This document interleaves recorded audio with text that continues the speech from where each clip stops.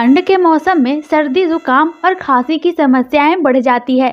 इस दौरान जरूरी सावधानी ना बरतने से ये फ्लू, ब्रोंकाइटिस, ब्रोंकोनिमोनिया आदि का रूप भी ले सकती है।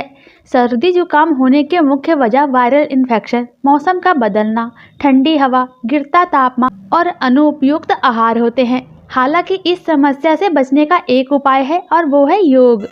नियमित योग अभ्यास से सर्दी जुकाम से राहत मिल सकती है। योग शरीर के साथ ही साथ मन को संतुलित और क्रियाशील रखता है। नियमित रूप से योग करते हैं तो इससे इम्यूनिटी भी स्ट्रांग होती है। इससे आप सर्दी जुकाम की चपेट में आने से बच सकते हैं।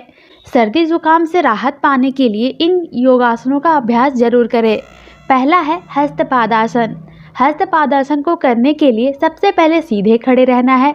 अब सांस को अंदर की ओर खींचते हुए अपने दोनों हाथों के सिर की ओर ले जाना है और फिर सांस को बाहर छोड़ते हुए पैरों की तरफ ले आना है। आपको घुटनों को बिना मोड़े अपने हाथों से जमीन छूने की कोशिश करनी है।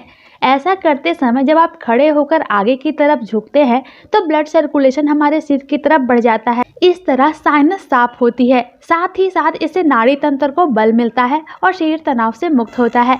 दूसरा है मत्स्यासन। इस आसन के अभ्यास के लिए आपको सबसे पहले पद्मासन में बैठ जाना है। अब धीरे धीरे पीछे की ओर झुकते हुए लेट जाना है। अब बाएं पैर को दाहिने हाथ से और दाहिने पैर को बाएं हाथ से पकड़े। आप कोहनियों को जमीन पर टिकाएं, घुटने जमीन से सटाए रखें। अब सांस अंदर लेते हुए अपने सिर को पीछे की ओर ले जाएं।